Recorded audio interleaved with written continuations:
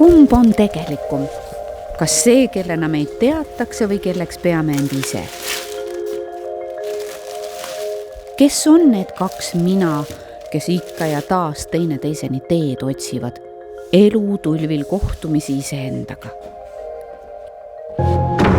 Tere, Liivia, kes sa oled?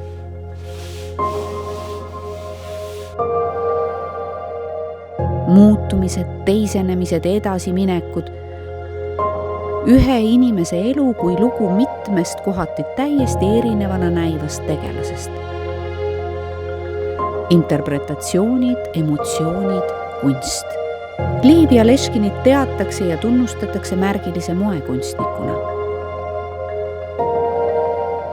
Nüüd inspireerib ta aga tegelikkust ümber hindama, avades oma looja natuuri läbi maalimise.